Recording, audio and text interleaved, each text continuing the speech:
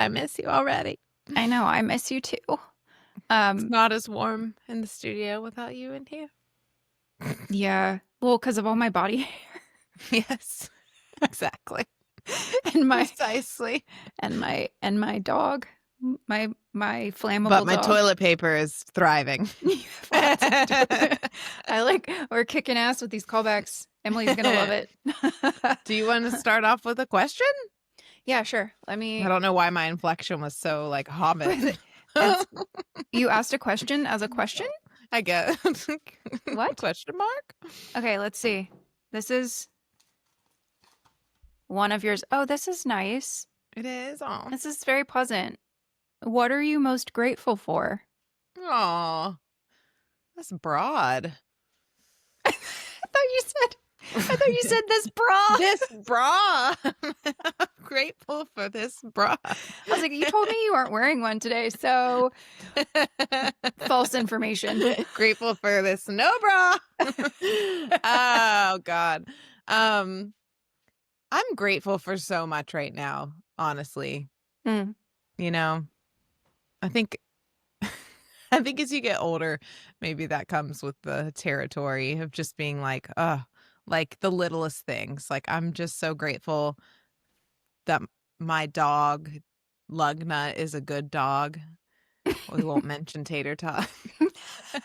we saw this thing this morning that was a video that was like, if your dog looks at you in the eyes when it begs, like, it's not that it's staring at you to beg, it's this like deep primal thing that when wolves would sit around a fire and try to get food from humans, they weren't necessarily begging, they were trying to have this like connection with them, and so they're like watching their every move to establish that they respect them and that they love them and that they feel part of the pack. And so it was funny because Lugnut will just lock in. Like, he locks in so hard and watches the piece of food go up to my mouth and looks me in the eyes and watches the piece of food. And it's like he's speaking to me. And I never thought of it that way. Like, oh, it's because he loves and respects me. But if that is the case, Tater Tot doesn't fucking come in the room when we're eating. So that bitch doesn't respect us at all. No dress code. No rules, just BYOU. It's time to tell society that it's a taboo. You can be the youest you here in the naked room. Do you remember how I told you that I had started taking a libido supplement? Yeah. Well, I started with a different brand, and then it's because I didn't realize that Solaray had the libido pills. The libido supplement. So the one you were taking, I can't remember even the brand of it, but I remember being like, how the hell are you doing that? Because you had to take it 3 times a day. 3 times a day. I got this libido one too that you have, and I got so excited for you. I took it for the first time this morning, actually, so TBD. But but I was like, I had to reread the instructions because I was like, I don't have to take this multiple times a day. Like, hell yeah. Two veg caps with a glass of water. Just in the morning, like when you take your other supplements, just wham bam, thank you, ma'am. Yeah. So I'm excited to see what you think. We have a discount code they gave us. We do. We'll drop it in it's the naked room, just all caps, like we're screaming at you. The naked room. The naked room. The naked room. We'll put it in the show notes too. Yeah, I think it's like 20% off. 20%. 20% off. Yeah, it makes a big difference, especially if you're ordering like $200 worth of product. This statement has not been evaluated by the Food and Drug Administration. This product is not intended to diagnose, treat, cure, or prevent any disease. Lugnut he's one and done. Like, we've learned that with Tater Tot, that like that was a one-off kind of dog. Yeah. It's not like they all are like that. But anyway, I digress. I'm grateful for the dogs, plural, I guess. But ultimately, I always feel this time of year, I get really grateful for the slower pace of just life and the people in my life, because it's hard for me to keep up sometimes in the summer when things are like happening and people are like, we're out, we're doing, like, there's all these things like back to back to back to back, and I'm like, okay, and it's this time of year where I feel like people kind of come to my side of the park or whatever, and they're like, I kind of just want to take it easy, and I'm like, yes, yes, you do. Yeah. Let's Like, take it easy and stay inside. yeah, Love come it. in, come into my Come in, lair. let's light a fire and just sit around the fire. We don't need to be driving all over God's creation downtown and going to all these get-togethers. We can just read a book. Yeah, just hang out. Yeah. I do like What the do you- slow. Yeah, I'm feeling like that too with the holidays coming up. I was just saying to Curtis this morning that um I've been really heady lately, just like putting a lot of pressure on myself, feeling like I need to be doing more and more and more, which I think comes with the territory of being an elder millennial woman, because that's what we're programmed to believe about ourselves and about society and life. Preach. And yeah, preach, raise the roof. But I was like, I'm looking forward to the holiday season, partially because it's a distraction from all these things that have been going on in my mind as far as the pressure I'm putting on myself. There's a little bit of dread in there too, because I'm like, everyone shuts down, so that means that I'm not going to get as many opportunities, but I have to put that out of my mind and start believing that anything's possible. Yeah. So I echo your sentiment about the slowing down, or just, I guess it's the slowing down, but then it's also just having something else to fill my time than just sitting with all of these like pressures that I'm putting on myself. The other thing I'm grateful for is, I don't know, there are a lot of things. Definitely my dog and my house and Curtis, not necessarily yeah. in that order, but you're like, oh, my human person. Shoot. Forgot Oliver. Delayed shout out. Oliver, so grateful for you. Also love you. He knows my brain is like one of those places that you don't want to go. You got to like suit up to get in there. Like, he's in there, he's bouncing around, but Yeah. he knows I'm grateful for him, even if I don't say it. It's interesting because I feel like that quote, John Lennon's quote, that's like, life is what happens when you're busy making other plans. I feel like all of these big life things are happening kind of all at the same time for me right now. Like, Yeah. finding out that my dad has stage 4 cancer. I hadn't seen a photo of him, and I knew that he had lost like 60 pounds, not from, Yeah. I guess it was like a result of the cancer, but not so much from the cancer itself. Like, this, whatever this mass is that they found in his soft tissue, has been pushing on his stomach, which has made it so, it was interesting. Hard to eat, and Yeah. So he's been able, yeah. like 1,000 calories a day or something. And so he started taking this medication like back in August or September, I guess. And he like had a reaction to it afterwards. And that's when he started having the stomach cramps. And it turns out that actually he just had this cancer kind of lurking in there. But it was weird. Like, brought that to light. Like, the medication Yeah. wasn't for for cancer, it was for something else, and then Well, they it were was- able to. Yeah, it was for his arthritis. But it was interesting. I'm like, I don't know if it was like a chicken and egg scenario. Like, Yeah. he took the medication and then I have no idea, obviously. Like, I'm just kind of hearing whatever he's been telling me. But I don't know. I've been kind of like pre-grieving him for a really long time because he's had such terrible arthritis and has been in pain for all of my life. And now it's to a point where I'm like, I don't know, he's been saying that he's been in pain for so long, and it, like, I was thinking for a while, like, he's just going to have a heart attack one day or something. Like, something's going to happen where I'm just going to find out that he's passed away.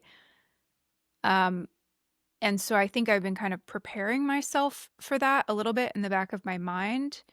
But now for it to be a circumstance where it's potentially, this could potentially be the thing, like, it's imminent, essentially. Yeah. And so I'm really contemplating how much I want to learn more about him and just kind of understand. I will be grateful to myself if I'm able to have some conversations with him, just thinking forward, because I always fucking do that. But like, I will be grateful to myself if I'm able to learn more about him and understand story. Like, I'm afraid that there's the potential that he's going to pass away and I'm going to like want to know something about his childhood or something. There's always we had just had that conversation too. When was it? Whenever we recorded a couple episodes ago, and that's kind of my sentiment with my dad. So yeah. I would agree. Like, everyone has their own journey with their parents and with death and everything. But I, very well, that's like one of my regrets is that if I could go back, there'd be a lot more conversation and questions and things like that. That I would have. And so I would definitely urge you to, make time for that if it's something that you feel that you can emotionally like take on, because it's like, that's also a lot too, because somebody's not in their 100%, state of, it might not be a great time to ask questions or, whatever it is. But it's one of those things that if you can manage it, I think you'll regret it more if you don't than if you do, Yeah, I know. I remember you said that because you had talked to your dad over Thanksgiving and then he passed away 2 days after Christmas, I think. I have like a Rain Man memory. Like, I remember dates. It was also raining. 7:14 p.m. and the weather was the temperature. There was a southwest wind. Yeah, exactly. I'm like, why do I so unnecessary? But I do remember that kind of shit. But yeah, I remember you said that you didn't get a chance to talk to him again.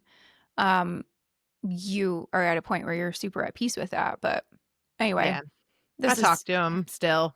Yeah, through your dreams and through like just daily when no one's home, like something happens and I'm like, Dad, like, what's really funny? I'm like, you asshole. What's really funny? I did a TikTok video the other day. It's hilarious. No, I did in general, that's hilarious. TikTok. Go on. No, I did a TikTok video and the song that it chose for me for the video I did was Spirit in the Sky, which is the song that's Fat Lily's song. Yeah, that's your dad's song. I remember that one time we went into the bar in North Hollywood and your dad had just passed away within like the last 6 months or year or something. And that bartender said, "Love you, mean it." And that's what your dad had always said to you. Yeah. And I think we both started kind of tearing up. We might have been drunk already. I don't know. But we both started kind of tearing up because we're like, damn, these messages come through. And we have to believe that that's someone speaking to us from beyond, Oh yeah. And I think it is. I mean, I can be as skeptical as the next Tom, Dick, and Harry about like, oh, you just look for that stuff or you recognize it more, than you would if you weren't looking for it. But it was pretty bizarre how often that happened. I think I went to one of those, the Tarantino show, the For the Record, and they were playing that song when I walked in, and that was like only a few days after he passed away. I think I hadn't even flown home yet. And they were playing that then, and then there was like a couple days after that I was in Hollywood for a show or something and killing time and went into a bar to get a drink and sat down, and that song came on right as I walked in. And then the Love You Mean It thing like within that first 6 months it happened a lot. So I think that there's no harm in looking out for those things. I think it's so funny when people are like, that's not what that is. And it's like, oh, okay, well then fucking fuck you. buzzkill. Like, buzzkill. Like, that's what harm it is in feeling connected to stuff like that. It's not like you're, I'm not like, Jesus Christ. Lugnut and Tater Tot have made their entrance. For the record, I'm not looking up at the sky. There is a second and third floor above here, and there is a spirit in the sky for you right now. There are a couple spirits in my sky right now. Yeah, that was I don't in know your airspace. Sure it was. Oh my gosh, they're probably they're playing. They're We've that roughhousing happened. That you. used to happen when we were there together. Like we would hear those crazy loud sounds and then be like, "Oh, they were literally just wrestling with each other." Yeah, but when you have like collectively, I Yeah, don't know what, 320 pounds or more than that. Yeah, like around 400 pounds of dog up there yeah, wrestling. yeah. You got It's to be guarded. You're like, it's I don't know loud. what's going on. Yeah. Um. No, but So it yeah. I sounds mean, like you're grateful for like the perspective. Like I'm grateful for you. We talked about this too. I feel like we go on and on, but it's like we're having different experiences where I thought you always think that somebody, well, not always because you don't, but like in general, I think most people think that their parents are just going to like age out and die. Like, they're just going to like mhm. deteriorate and age. And it's going to be this thing where eventually you have to start taking care of them. And like, Yes. things start just like falling apart. And I didn't have that experience with my dad. He was 62 when he died. And so at first felt like fuck, like I would have liked a heads up or been able to switch some things around and maybe spend more time with him before that happened and like ask these questions, do these things. But then I see what you are going through and what other people in my life have gone through with their parents, where it is this drawn out thing, and I feel like I'm grateful that it happened that way, because there wasn't Mm, this like, it's you can look at it either way, but yeah. to me, I didn't have to make decisions like, oh, do I go and say goodbye and have this like, I don't know. I don't know what sort of integrity is in that. I'd be interested to talk to people who've like had that where they're like, I said goodbye, like, and then it happened. Like, did it feel, I just feel like I wouldn't even be present in that moment. Like it would feel so, um, I don't know, but I in general have had this feeling where I've felt more connected to my dad since he's passed than when he was Mhm. alive, like just like energetically and spiritually. And I wonder if someday when that's your experience will have that, because I know that you've been in contact with him, but I don't think you've spent like a ton of like time with him in your like adult life, or maybe I'm wrong about that actually. I don't know. So my mom and dad divorced when I was 2.5, and we had moved. I was born in Tampa, Florida, which is where my dad and stepmom and siblings live now. Mhm. Um, but my dad and mom and I moved to Seattle, outside of Seattle, like when I was 6 months old, and then they divorced when I was 2.5. And then mom and I moved back to Charlottesville. And then my dad ended up moving to Charlottesville not much longer after that because he wanted to be close to me. And then he ended up moving to Richmond after that, so an hour away. Mhm. So I was seeing him every other weekend. And then they moved to Florida when I was 19. And I would spend like I would go down there for like a week or something at a time, but usually like once a year or something, once maybe twice a year or something like that. But now, yeah, it's like 3 days every year. Yeah. Because I have to rent a hotel room whenever I go there because there's like all the triplets are still in the house and there's Mhm. no bedrooms. And I'm like, I'm 42. Yeah, Mm-mm, this isn't my jam anymore. can't do that. Can't do it. Yeah, even with earplugs and eye shades. Um, but yeah, it's interesting that you're talking about people having their parents age and having to take care of them, because that's exactly what my mom and her sisters are experiencing right now with my granddad and grandmom. And my granddad's 93 and he can't really move around very well anymore. And so I'm seeing them, they've become the caretakers Mhm. and they're happy to do it, but it is also a lot of energy and effort that gets put into that, especially since their house is not set up to age in place. They have Yeah. stairs down to the garage and they have stairs down the front. And my granddad's really not moving around very well anymore. So, Yeah, it's rough. I hope I go quick and yeah, in a just skydiving accident, seriously, like I'm like something I fun. that's like one of my fear talking about fears. Like I'm like all I sometimes feel like all the weird and crazy shit I do, like I hope that something like really bland and boring doesn't take me out. Like I don't want to get taken out. I'd rather get hit by a car than have cancer. Like I just want it to be like I'm here and I'm gone and like like that's it, and no one has to take care of me. I am too much of a I mean, I'm sure so many people feel this way and they just don't express it once they get older, but I'm just like, I'm so independent physically, like, and just in the things that like the things that bring me joy are such physical things. Mm. And so Bunny if that holes. the first cackle, how far in are we? But like, I just think that, like I'm not even that much of like a reader. Like I can't imagine like what I would do to fill my time.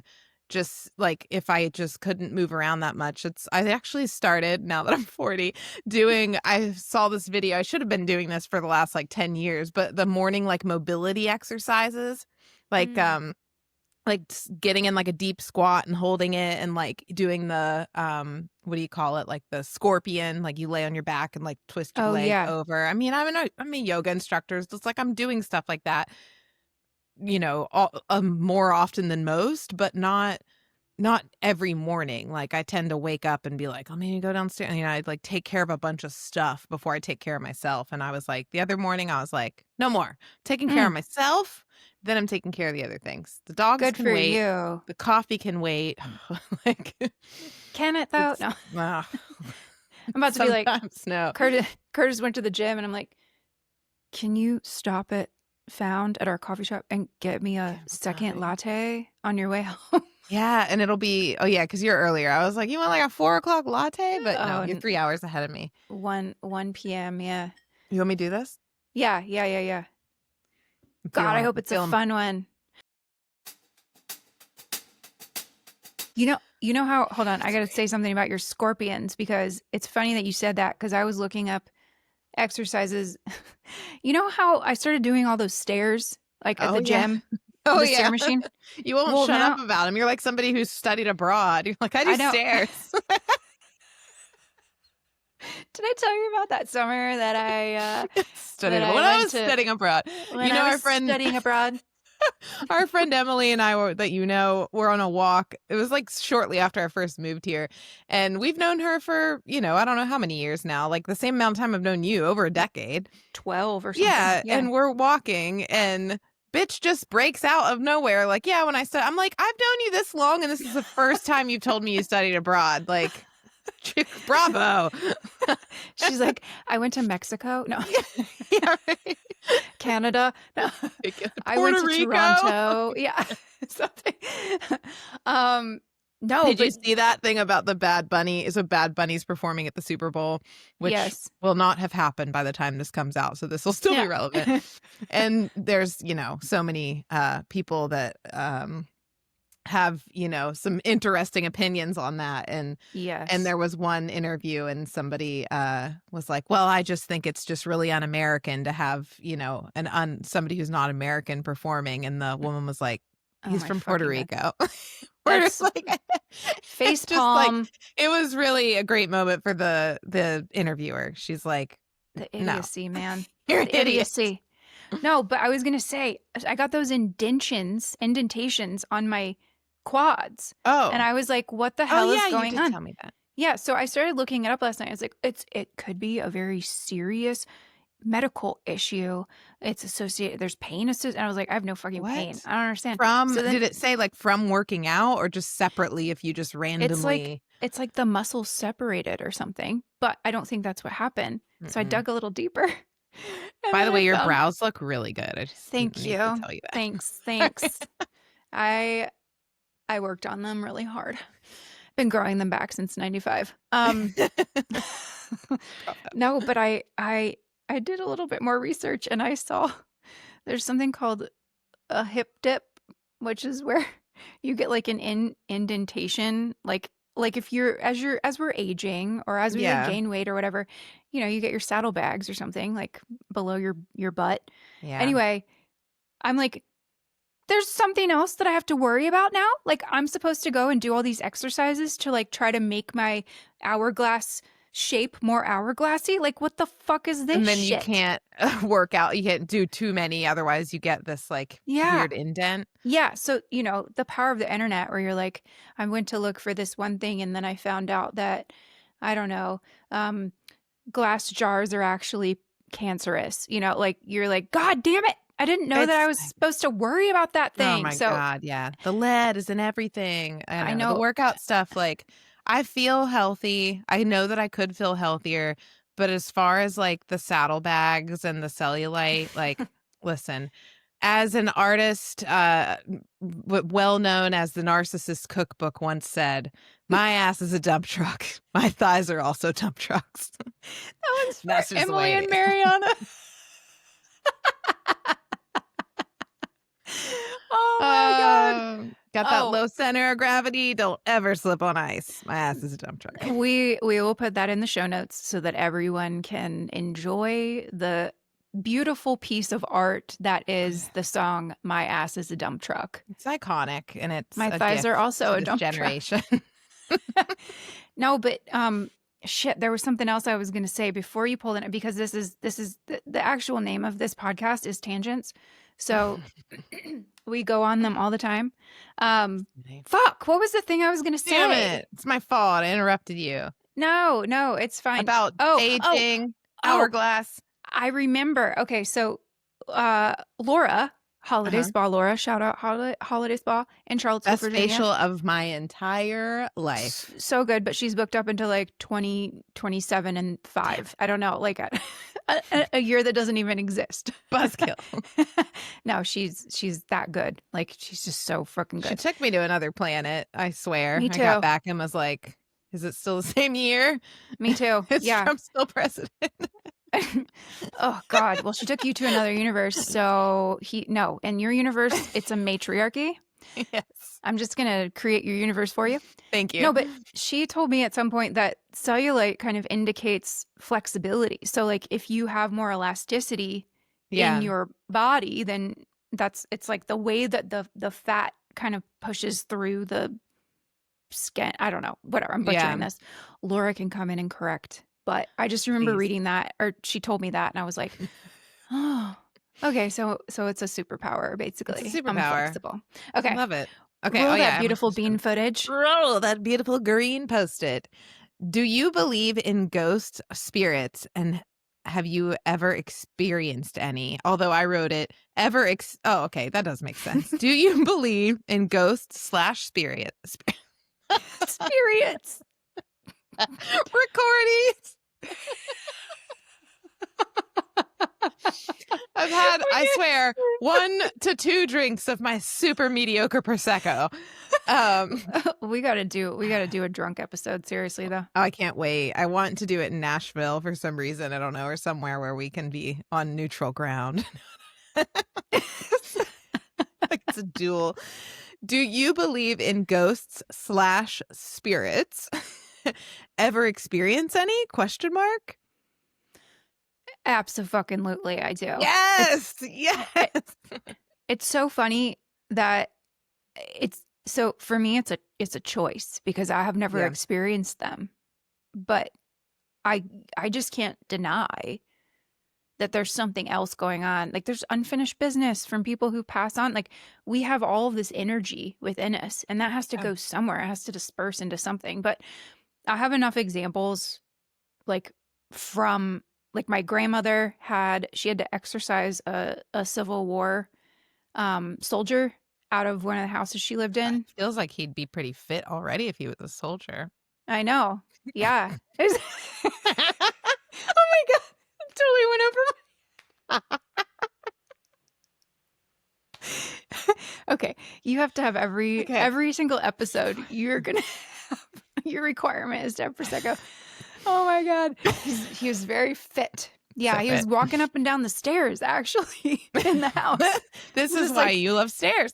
Like continuously, yeah. But no, she had him exercised. She had to come. She called a friend in the house in Whitehall near Crozet, near you. Well, closer to you than to me now. Yeah, very much. 35 minutes from you, whatever it is. Anyway, she had him exercised and then he eventually just went away. But I guess she would hear him walking up and down the stairs. And then my mom said when I was a baby in that exact same house, she would rock me to sleep and she would get this overwhelming aroma of roses. Like some Mm. older woman that was her perfume, and she just loved being around babies or something. So I find a lot of comfort in that. But That's it's cool. weird. I've never experienced anything directly. Like I've experienced things that feel magical, but not so much like a spirit, other than that time when my grandmother came through during my self-hypnosis that I did Oh, on my yeah. 40th birthday. But I haven't like felt that I can remember. I haven't like felt a spirit, but I'm like, I don't need to. It's like Santa Claus. Like, Mhm. sorry for anybody who's still believes in Santa Claus. Not real. But when we're kids, we're like, I don't need to see it to believe it. I just know Yeah. that I feel like I ruined someone's whole life just now. Like someone Well, who's also, listening like, with Santa Claus. Santa Claus, it's like you're saying, like, it's not there, but if you believe it, it is. And like spirits, I'm like, I have Yeah, tell had some me. experiences and feel like I for know you sure. have. I feel All like I think have been pretty positive though, which is interesting. Like now that I think about it, it's like they could have been really spooky. Like if mhm. somebody like didn't feel like I don't feel like there's any reason for a spirit to have any beef with me. Like I'm a really good steward of all the homes that I've Just been in. chicken. You do have chicken. You did it. They've got pork with me, they've got chicken with me, shrimp, but no beef. Vegetarian spirits only. Oh my God. Oh, how do people put up with us? All like 17 of you that listen. Oh my God. Shout out Annette. I think she might be our only listener. She is she's our most loyal Our listener, that's for VIP. sure. We love you. So, okay, I've had a few. I'll try to keep them short, but I think that the first one that I, because I think when you're younger, it's hard because your imagination is so, like, at least for me, I had a really great imagination. So, like, if I would like hear about things like that or watch something on TV, I could kind of develop that and be like, is that what that was? Like, I don't know. Like, is that curtain moving or is it wind? Whatever. Also, as you get older, you have like a more logical brain. So you're able to kind of like factor those things in and be like, that's obviously this. So no, that's Mhm. not a spirit or a ghost. But when I was a full grown adult, when I was with the rodeo cowboy, we went to Las Vegas, New Mexico. He Oh told me we were yeah. going to Vegas and I was like, yay. And then it ended up being there, which was funny. But anyway, we get there and we stayed in I think it's called the Plaza Hotel or something like that. And it's known to be a haunted hotel. I didn't know this when we got there. We checked in and the woman was like giving us our actual key because it's like Oh yeah. not a card. And That she's like, means "Oh, it's haunted. you have this room." And it was a hotel. We'll have to like we'll drop it in so you can read about it because I'm going to butcher all of the facts about the history. But it was a hotel that Doc Holliday and his peeps hung out at a lot back in the day. And so they like feel that it's haunted by him and some of these other dudes. And she was like, "Oh, you're in this room. That's the one that like, it was actually when we were checking out, she told us that. I think she gave us the key. We go in. We are in this room, which is very Victorian. It's not like a super cozy cush bed. It's like got little like rickety tables in the corner, long, big windows and curtains. We go to sleep and in the middle of the night, I feel the guy I was dating at the time kind of get up and go and sit on the edge of the bed on the side that I was sitting on or that I was sleeping on. And I just was like, he can't sleep. He's like just looking Oh out the no. window because I was on the side where the window was. And that's exactly what I thought it was. I had no fear or anything. I was just like, for some reason, he's up and sitting on the edge of the bed. And so That then I was went to like roll over to give him some more room to sit, and I roll over and he's laying beside me. and he's He is not. there. And so I'm like, "Oh fuck." And so I sit up and I'm like, "Oh my God." And I look and the curtain on the window is a little billowy, but I'm like, whatever, could be anything. Could be like a draft. And I go to lay back down And I'm trying to be like, okay, that was nothing. Like, obviously, like it was just a weird like spasm or something that I felt. And I lay down and I feel a hand on my back. And I'm like, okay, No. that's him, like that's the person I'm in bed with. And I turn over. He's sleeping, hands over. So I somehow get myself to go God. back to sleep. I'm like, and I don't feel threatened really. Like that's the weird thing is it felt kind of flirty. And so I go down in the morning and the guest services woman is like, "Did you have any experiences?" And I'm like, "Actually, I did." And I tell her and she's like, "That is," and I can't remember his name, John something, and he's known to be really flirty with the guests. And I was like, that is so fucked up. I just got hit on by a ghost, or comforted. I don't know. So that was my first experience, which was like, not super negative. It was just kind of weird. But more recently, that cabin that I lived at in Nantucket, it was the second to last home I had there. It was a very old, very small cabin, like right on the ocean, beautiful. And this family rents it during the summer, but in the winter they usually would have it closed down. I needed housing, and they were like, "You're welcome to stay there." And it's furnished and it's full of our grandfather's things. He traveled a lot. His name was Hans, and he traveled all over the world, and we don't want to change it. Like, we've gotten offers for this land, but we just like, it's such a big part of our family. So like, if you don't mind that all of his old stuff is in there, then go for it. And I'm like, oh, I'm your girl. Like, let me in it. So I move in with Lugna, and we, nest in there. And there are these two rocking chairs that were in the living room. They're like upholstered rocking chairs, like a recliner, but that rocks. And I rearranged furniture a little bit, but left everything mostly how it was because his stuff was so fucking cool. Like, he had traveled to Africa a lot. He had all these really great journals about his travels and all these like figurines and art and artifacts that he'd brought back. So it was just a really interesting place to be in the winter to keep me busy, to like read through his things. And there was also a old black rotary phone in one of the extra bedrooms, and it would randomly ring, and I never picked it up, but it would ring in the middle of the night. And I just kind of assumed, I'm like, it's probably the people who rented me the house, like playing a little prank on me or something, or it is maybe a telemarketer that just still calls or something. But it would only happen like once a month, this phone would ring. Anyway, one night I am getting ready for bed. It's dead of winter.